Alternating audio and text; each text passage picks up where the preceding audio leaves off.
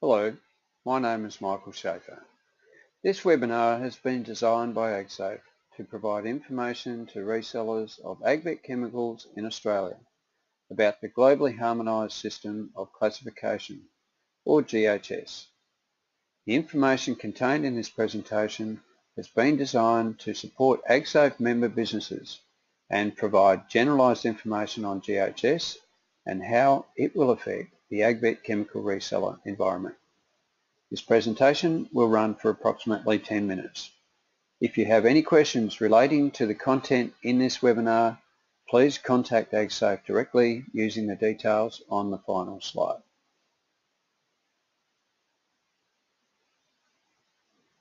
The GHS is a system used to classify and communicate chemical hazards using internationally consistent terms and information on chemical labels and safety data sheets.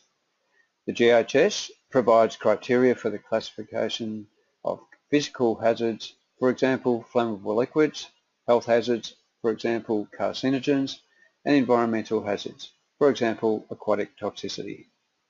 Australia has adopted the third revised edition of the GHS under the Model Work Health and Safety Laws. GHS is designed to replace various classification and labelling standards used in different countries by using consistent criteria for classification and labelling at a global level.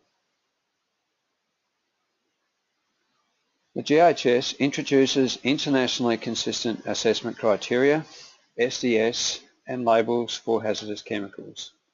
The GHS is expected to provide significant trade benefits and internationally consistent communication. While the GHS is used internationally, there are some differences between countries.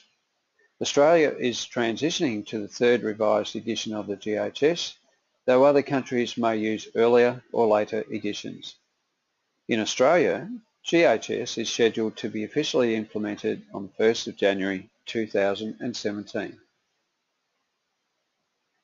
GHS applies to all chemicals registered for use with the Australian Pesticides and Veterinary Medicines Authority, the APVMA. Manufacturers, importers and suppliers of hazardous chemicals will be the most affected by the introduction of the GHS. The Model Work Health and Safety Laws impose a duty on manufacturers and importers of chemicals supplied to a workplace to determine if a chemical is hazardous and to correctly classify the chemical according to the GHS. Manufacturers and importers are also responsible for ensuring that correct GHS labels and SDSs are prepared for hazardous chemicals. AgSafe members, who are resellers of agvet chemicals, have a duty to supply only correctly labelled chemical products to end users. Under GHS, labels and SDSs will change, so it is your responsibility to understand what you need to do both prior to and after the official introduction of GHS. From the 1st of January 2017 onwards, suppliers and end users of hazardous chemicals must only supply and accept hazardous chemicals which have been classified and labelled in accordance with the GHS. End users of hazardous chemicals will be affected to a lesser extent. Users of hazardous chemicals are not required to relabel or dispose of existing stock. The GHS will update the way in which information about the hazards of chemicals and any precautions necessary to ensure safe storage, handling and disposal is conveyed to users of chemicals. The GHS uses pictograms, signal words and hazard and precautionary statements to communicate this information. The GHS does not change your general duties relating to the management of hazardous chemicals in the workplace. There are 9 hazard pictograms in the GHS which represent the physical, health and environmental hazards. The GHS uses danger and warning as signal words to indicate the relative level of severity of a hazard. Danger is used for the more severe or a significant hazard, while warning is used for the less severe hazards. Signal words are not to be confused with the signal headings, such as caution and dangerous poison, which are located at the top of the label. Hazard statements are assigned to a class and category that describes the nature of the hazard, including, where appropriate, the degree of hazard.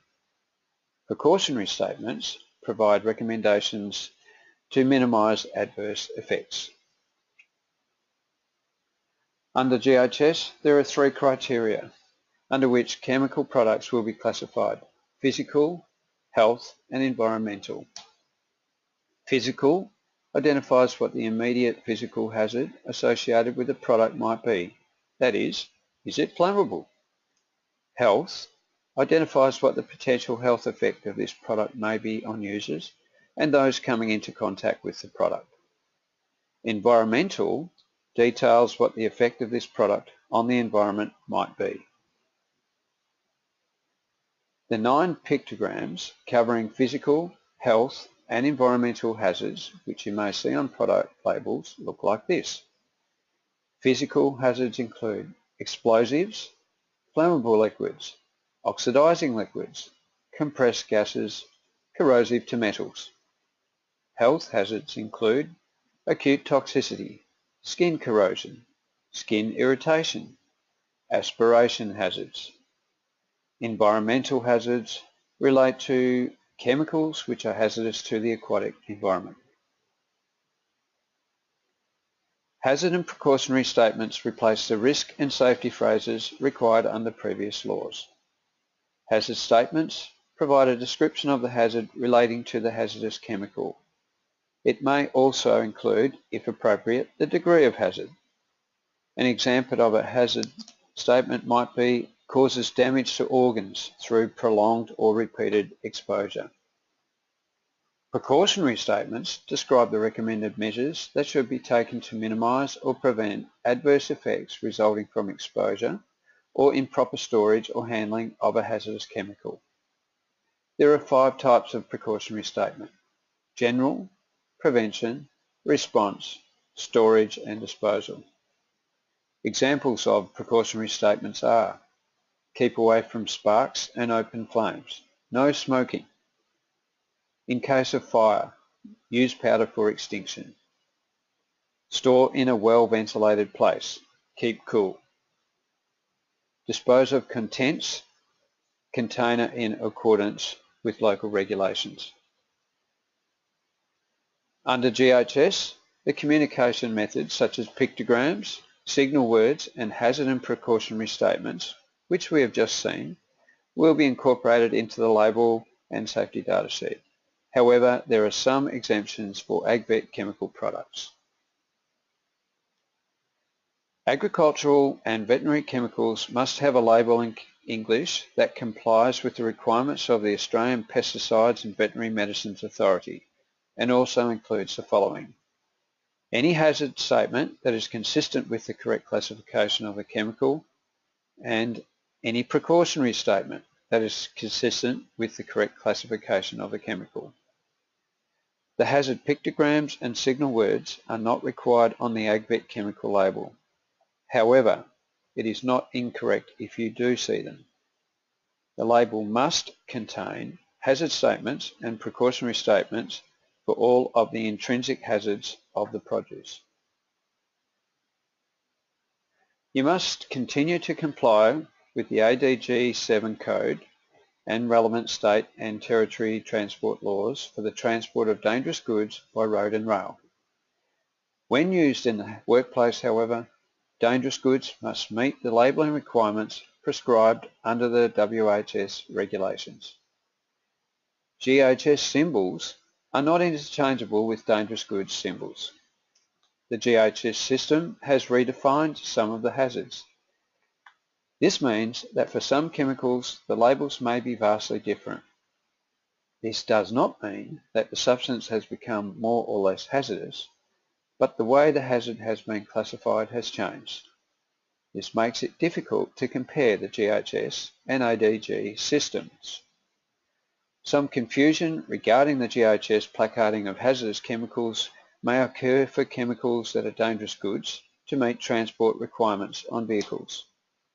DG symbols recommended for the transport of dangerous goods as specified in the ADG 7 code may be used instead of the relevant hazard pictograms specified in the GHS. Both should never be used on the same placard. It's important to have a plan. Check your stock for compliance. Many products already have compliant labels, and you will not need to do anything with these products. For chemical products which are not correctly labelled, contact the manufacturer to find out what their process for issuing new labels is. Educate your employees. It's important that they understand the new pictograms and statements they will be seeing in their workplace. Some of your chemical inventory may already be displaying GHS compliant labels. To determine this, check the signal words, hazard and precautionary statements on the label. Safe Work Australia provides information on all hazard and precautionary statements used under GHS. Visit safeworkaustralia.gov.au. To summarise, there has been a 5-year transitional period for Australia to move to GHS. In that time frame, WHS has been implemented in all states apart from Victoria and WA. WHS includes GHS. GHS will be in use as at the 1st of January 2017. So that means you will need to be ready by 31st of December 2016. Materials are available from all state-based regulators and the national regulator, Safe Work Australia, including codes of practice, guidance material and fact sheets. If you have any questions on GHS, please contact AgSafe via email on info@agsafe.com.au or by phone on 02 6206 6812.